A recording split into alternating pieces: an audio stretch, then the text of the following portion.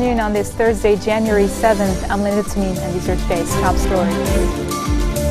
Parliament Speaker Nabih Berri adjourns once again a presidential election session to February 8th due to a lack of quorum. The We Want Accountability movement stages a demonstration at the Central Inspection Department in Medea to protest a cabinet plan to export trash. And residents of the Syrian town of Medea are suffering from severe malnutrition and have little access to fuel and medical supplies due to the siege imposed by President Bashar al-Assad's troops.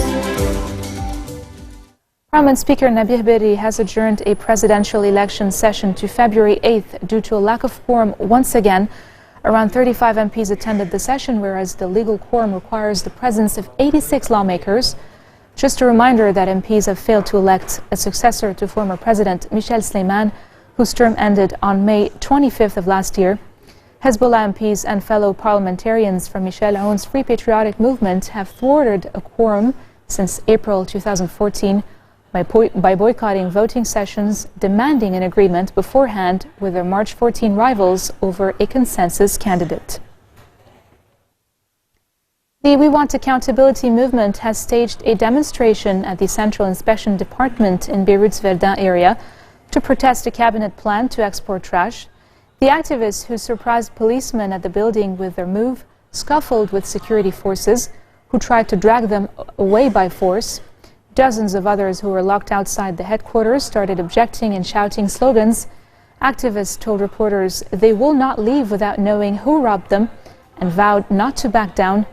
They demanded to meet with head of the inspection department, George Awad, who, after negotiations and warnings of escalation, agreed to dialogue. Namat Badreddin, a founder of the group, said the state's approval of the trash export scheme is illegal, as she said no bidding was carried out and there is no state budget. She also called on the state to reactivate the work of the inspection department. The Constitutional Council has shot down an appeal filed by lawmakers to scrap the nationality bill recently passed by Parliament. The National News Agency says 9 out of 10 members of the Council voted to reject the appeal, which was filed by members of the Progressive Socialist Party. Lebanese women's rights activists have also decried the law. The bill, passed by Parliament in an extraordinary session on November 12, would give the right to expats who can prove they have Lebanese ancestry to obtain the Lebanese citizenship. It was mainly supported by the Free Patriotic Movement and the Lebanese forces. UN Special Coordinator for Lebanon, Sigrid Kaag, has discussed ways to improve stability in Lebanon with Prime Minister Tamam Slam. A statement issued by her office said the meeting was held upon Kaag's return from an official visit to Saudi Arabia. Ms. Kaag briefed the Prime Minister on her meetings with Saudi Foreign Minister Adel al-Jubair and other senior Saudi officials. Salam and Kaag also discussed efforts to end the presidential vacuum. They also discussed the preparations for the upcoming Syria Donors Conference. While in Riyadh, Kaag reportedly discussed developments in Lebanon with former Prime Minister Saad Hariri. A judge has rejected a request by the lawyer of the son of deposed Libyan leader Hannibal Qaddafi to release him. Investigative Judge Zahir Hamedi rejected a release request submitted by lawyer Bushra Khalil, defending Hannibal Qaddafi, who is being questioned over the disappearance of Lebanese Imam Musa Sadr and 2 companions on an official visit to Libya in 1978. A source said Judge Hamedi has decided to keep Hannibal in custody until investigations are wrapped up. Qaddafi is also wanted for questioning by the International Criminal Court concerning crimes against humanity committed by his father's regime. And still in Lebanon, the Progressive Socialist Party stepped up its legal battle against the head of the state-owned Ojero Telecommunications Company, Abdul Munim Youssef, who is already being investigated over corruption charges. Reports say the party's legal team filed a new complaint against Youssef at Beirut's Justice Palace to financial prosecutor Judge Ali Ibrahim. It focuses on the amount of money that Youssef received from the Ministry of Telecommunications on the basis that they are value-added tax. The team of lawyers says Youssef is not entitled to receive such payments.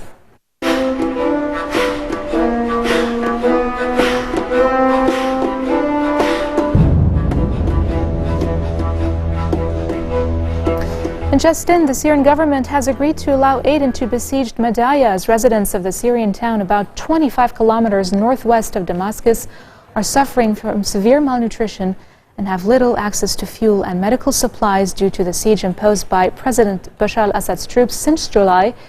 The Red Cross says people in the town are heating plastic to keep themselves warm. The Syrian Observatory for Human Rights says at least 23 people, including children, had died in rebel-held Medea because of the siege and mines laid around the town by Assad's forces, backed by Hezbollah fighters. The observatory says at least 300 children in Medea are suffering from malnutrition. Local activists said an estimated 40,000 people in Medea have little access to food and medicine. And coming up next, terrorism threats continue in France a year after the Charlie Hebdo attack. Stay tuned for more.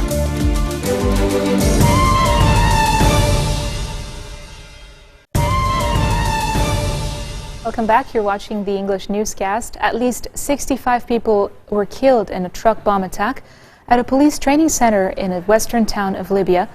Witnesses say the truck crashed into the gate of the academy in the coastal city of Zliten, around 160 kilometers east of the capital Tripoli.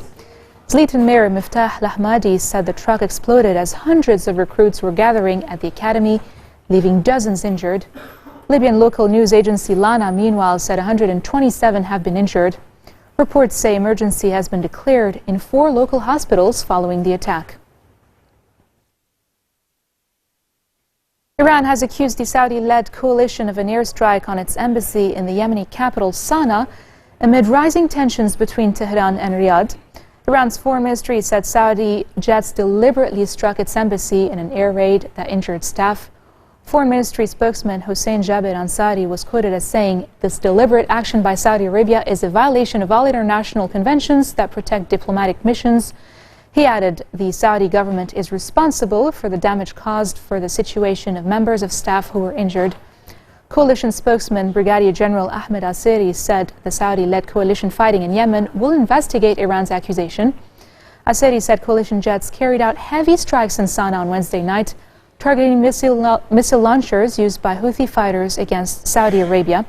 He added that Houthis had used civilian facilities, including abandoned embassies. And still in the region, tourists were attacked by gunmen on a motorcycle as they boarded a bus outside their hotel in the Egyptian capital, Cairo. Today's attack took place outside the Three Pyramids Hotel, situated on a road leading to the pyramids, according to security sources, who added that there were no casualties. One gunman was reportedly arrested at the scene, while security forces surrounded the other in another part of Cairo. Egypt declared it would step up security at major tourist attractions last year after several attacks that caused its already struggling tourism industry to slump further. And moving on to France, police shot dead a knife-wielding man as he attacked a police station in Paris, a year to the day since extremist gunmen killed 12 people at Charlie Hebdo newspaper. The man reportedly shouted Allahu Akbar and was wearing what appeared to be an explosives vest, although it was later found to be a fake one, according to the police. News of the attack came just after President François Hollande concluded a somber speech at police headquarters to mark the anniversary of the killings at Charlie Hebdo's offices on January 7th of last year. With France also still grieving after the massacre of 130 people by extremists in Paris in November, Hollande used his speech to call for greater cooperation between the security services. British Prime Minister David Cameron says discussions on reforming the European Union are going well, and he is confident that issues including competitiveness and migration can be dealt with successfully. Cameron was speaking to reporters after meeting with German Chancellor Angela Merkel in Bavaria. My aim is very clear. I would like to secure the future of Britain in a reformed European Union. But this reform is vital. Britain does have real issues with the way that the European Union works today, and my negotiation is about dealing with each of those issues, making sure that we're in Europe for cooperation and to work together, but we're not part of a ever-deepening political union. Making sure that Europe is adding to the competitiveness of countries like Britain and indeed Germany, rather than holding back our competitiveness. making sure there are fair rules for both countries that are inside the Eurozone and countries like Britain that won't join the Eurozone. Britain supports the concept of free movement. Many British citizens go and live and work elsewhere in Europe. But we want to make sure that welfare systems, and particularly our welfare system, is not an unnatural draw to Britain, because we do feel the pressure of excessive migration that we've had in recent years. We believe that all these issues can be dealt with. The discussions are going well. They're hard, they're tough. These are difficult issues, but I'm confident with goodwill, and there is goodwill, I think, on all sides, we can bring these negotiations to a conclusion and then hold the referendum that we promised in our election manifesto and we've now legislated for in Parliament. The UN Security Council has vowed to pursue new sanctions against North Korea after the reclusive country said it had successfully conducted a test on its first hydrogen bomb. In an emergency session, the Council strongly condemned the nuclear test and said it would begin working immediately on a new resolution against Pyongyang. Those nuclear test claims sparked a global outcry, even as some officials and experts voiced doubts over the validity. The Council, which started imposing economic and commercial sanctions on North Korea a decade ago because of its nuclear activity, said the test was in violation of previous resolutions and a clear threat to international peace and security continues to exist. UN Secretary General Ban Ki-moon also condemned North Korea's announcement, calling it profoundly destabilizing for regional security. The underground nuclear test announced by the Democratic People's Republic of Korea on 6th January is deeply troubling. This test once again violates numerous Security Council resolutions, despite the united call by the international community to cease such activities. It is also a grave contravention of the international norm against nuclear testing. This act is profoundly destabilizing for regional security and seriously undermines international non-proliferation efforts. I condemn it unequivocally. I demand the DPRK cease any further nuclear activities and meets its obligations for verifiable denuclearization. Now for some weather news in the U.S. Flash flood warnings remained in effect in the San Diego area as an El Niño strengthened storm brought widespread rain to drought-stricken California. The National Weather Service issued flash flood watches for much of the coast from San Diego to San Francisco, saying the storms would linger through Friday. The El Niño phenomenon, characterized by a warming of the Pacific Ocean that often brings precipitation to California, is expected to help ease the drought over the next few months, but experts caution the state's woes are far from over. This marks the end of our bulletin for today. Now for a reminder of our headlines. Parliament Speaker Nabil Berri adjourns a presidential election session to February 8th, once again due to a lack of quorum. The We Want Accountability movement stages a demonstration at the Central Inspection Department in Beirut's Verdun area to protest a cabinet plan to export trash. And residents of the Syrian town of Medea are suffering from severe malnutrition and have little access to fuel and medical supplies due to the siege imposed by President Bashar al-Assad's troops. Those were today's headlines from us here at Future Television. I'm Lynette Tamim, and I'll see you again tomorrow for more updates. Take care, till then.